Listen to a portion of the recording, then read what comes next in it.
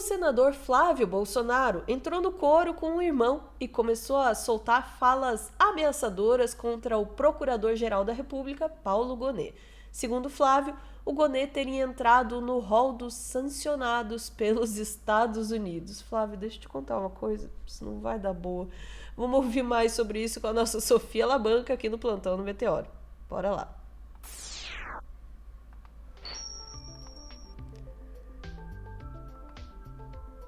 Sofia, se o Flávio tivesse visto nossos 2 últimos cortes, ele não estaria fazendo isso. Mas que bom que ele tá, né? Pois é, Ana. Pois é. Eu acho que ele realmente tá um pouquinho perdido das ideias aí, Ana. Vamos lá, do que a gente tá falando? A gente tá falando do inquérito que foi aberto contra o Eduardo Bolsonaro por causa aí dele estar nos Estados Unidos pedindo sanções contra os ministros que estão julgando o caso do pai dele, né? E isso aí acabou caindo na mão do Xandão. Mas caiu na mão do Xandão depois do Gonet, né? Paulo Gonet fazer a denúncia. E o Flávio achou que seria uma boa ideia começar a atacar o Gonet. Vamos lá para o Twitter, né? Que cagada, Gonet. É bizarro como a democracia acabou no Brasil. Até o chefe do Ministério Público Federal usa seu poder para perseguir um parlamentar que está buscando ajuda internacional exatamente porque no Brasil não há a quem recorrer das atrocidades cometidas por Alexandre de Moraes, a revelia da Constituição Federal de 88 e até súmulas do STF. Enquanto não estavam levando fé, o Bananinha era motivo de piada e sua atuação não era criminosa. Agora que estão vendo que é sério, Gonet repete o veneno usado por Alexandre de Moraes, que poderá levá-lo a ser sancionado pelo governo americano para aumentar a perseguição a Eduardo Bolsonaro. 2 supostas vítimas, Gonet e Moraes, que deveriam se declarar impedidas fazendo parte do processo. Uma inventa o crime e a outra está com a condenação pronta. Como não enxergam que é exatamente isso que está levando a maior democracia do mundo a sancionar autoridades brasileiras? Essa foi a metodologia fora da lei usada por Moraes para perseguir cidadãos e empresas americanas, e lógico que deu errado. E com a iniciativa mesquinha de instaurar um inquérito fake contra Eduardo Bolsonaro, Gonet faz mais uma cagada e ratifica às autoridades americanas o estado de exceção vigente no Brasil. Inscreveu-se com força no rol de possíveis sancionados junto com Moraes. Eu já vi pessoas carregarem um caixão até a cova, mas nunca tinha visto ninguém se enterrar junto. É o que diz aqui o Flávio Bolsonaro. Primeiro, essa velha história de que, não, está impedido porque teria sido algo... Gente, só para e pensa por um segundo. Eu vou lá e tô sendo julgada, tá? Daí eu ameaço de morte o juiz e digo, pronto, o juiz é a parte interessada, agora jogue para outro juiz. Quero na mão de outro juiz que vai me condenar, ameaço ele de morte também, sabe? Não é assim que funciona. Claro, o Eduardo não ameaçou ninguém de morte, mas vocês entenderam o que eu quis dizer, né? Você faz uma ameaça e daí diz, agora ele é a parte interessada, tem que mandar para outro. Não é assim que funciona. Você não pode ficar ameaçando juízes e procuradores para depois dizer que só para trocar e jogar na mão de outro que vai ser mais dos seus amiguinhos. Não é assim que funciona, tá, Flávio? Segundo, ele tá ameaçando o Gonet. Ele faz isso 2 vezes. 2 vezes. Foi justamente esse tipo de ameaça que levou o seu irmão pro caminho que ele está indo. E ainda tá puxando o pai junto. Você jura que você vai querer fazer isso? Daqui a pouco o Xandão vai poder pedir música no Fantástico, por mandar prender 3 Bolsonaros, sabe? Enfim.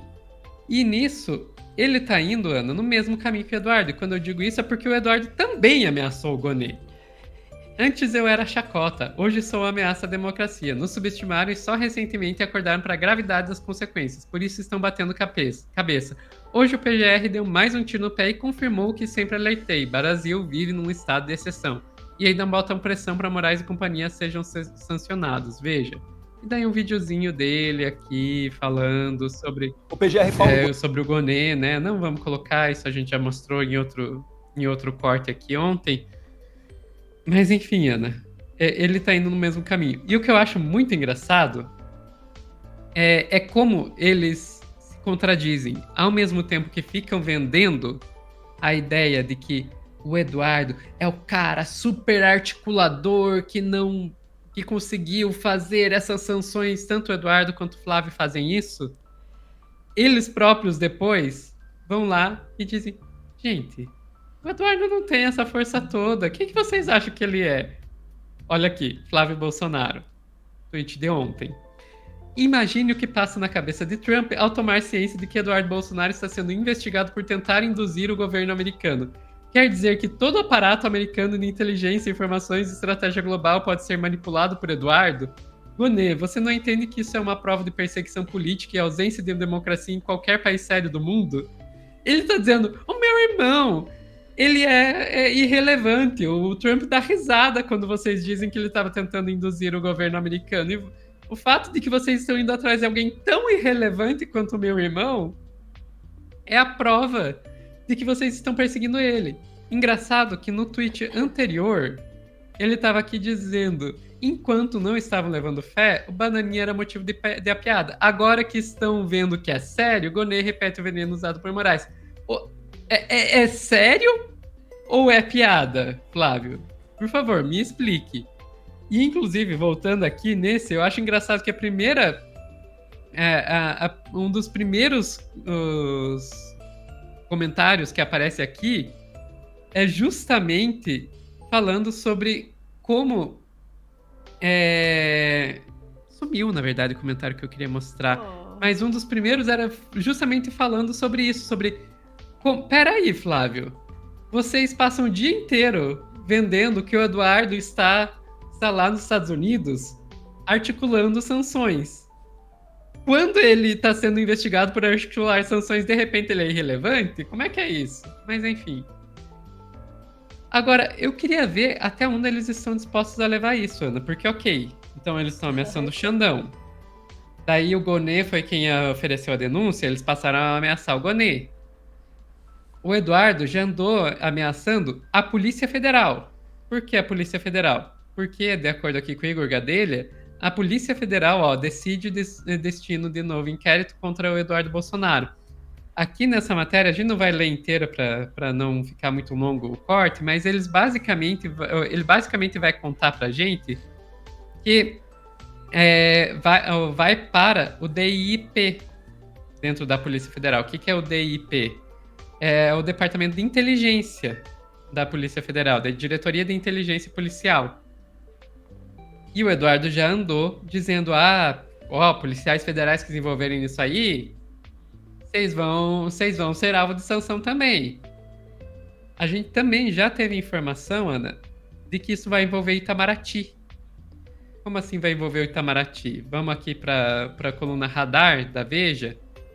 Chanceler de Lula vai indicar diplomatas para investigação contra Eduardo. Mauro Vieira terá de apontar quais diplomatas de Itamaraty que atuam nos Estados Unidos podem contribuir para a investigação. Ou seja, a gente vai ter um ministro dizendo: esses diplomatas aqui que atuam nos Estados Unidos, eles também têm que ser ouvidos nessa investigação contra o Eduardo. E daí, o Eduardo vai começar a ameaçar diplomatas brasileiros que atuam nos Estados Unidos também? Dizer que eles também vão ser alvos de sanções? Vai, Dudu. Até onde eles vão com isso? Porque até agora a estratégia, a gente vê o que o Flávio está entrando nessa estratégia também, é todo mundo que se envolver nisso, a gente vai dizer que vai ter sanção dos Estados Unidos contra eles. Vão até onde com isso? Eu tô realmente muito curiosa para saber.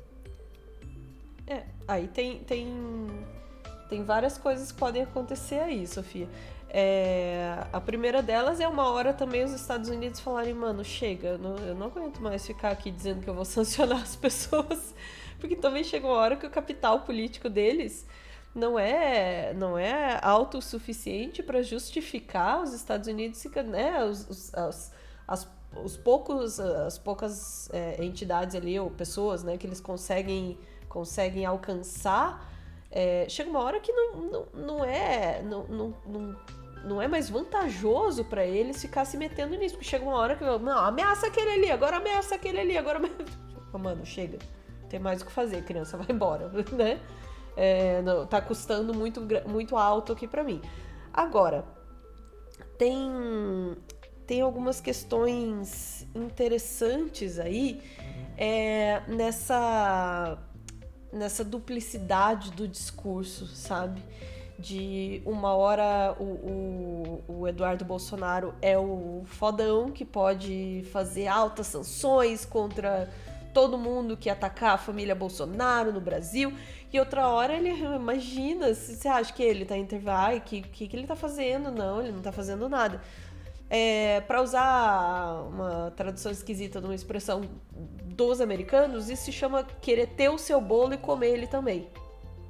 É isso. Você quer usar essa imagem do Bolsonaro, né, como o cara que articula internacionalmente, criar o medo do Eduardo Bolsonaro e suas articulações políticas, mas ao mesmo tempo você quer livrar ele. Por quê? E aí é isso que eu acho interessante. Essa duplicidade do discurso indica que não há uma confiança 100% nas ações do Eduardo Bolsonaro, né? Indica nos interlocutores, em quem profere esse discurso dúbio de que ora o Eduardo Bolsonaro é um grande articulador e ora ele é um idiota que não tem nenhuma influência possível na política americana. Essa mais do que a duplicidade do discurso, me interessa essa duplicidade como um sintoma da não crença na capacidade do Eduardo Bolsonaro. É sintoma de uma dúvida. Pode ser que dê ruim. É tentar cobrir todas as bases, é tentar segurar a possibilidade que existe na cabeça deles de que eles vão se dar mal. E eu acho que cada vez mais essa possibilidade vai se solidificando. E de novo, né, eu vou repetir isso várias vezes porque a gente tá tratando do mesmo tema. Essa possibilidade, paradoxalmente, ela é alimentada pelas próprias ações do Eduardo Bolsonaro e da família Bolsonaro como um todo. Quer dizer, a tentativa de coação do sistema judicial brasileiro, ela em si provoca essa mesma dúvida, porque ela vai criando esse estado de tensão, esse estado de... Tensão é um jeito soft de dizer, assim, vai criando uma situação em que eles, necessariamente pela estratégia do tudo ou nada, criam as próprias provas contra si mesmos na tentativa de criar uma saída, né, de cometer alguma ação, eu tô pegando bem leve nos termos, cometer alguma ação aí que livre-os da cadeia. Ou seja, a duplicidade tá em tudo nisso daí. Só que a gente tá num estado... Agora pirei na teoria, né? A gente tá num estado de saturação desse discurso e dessa realidade dupla.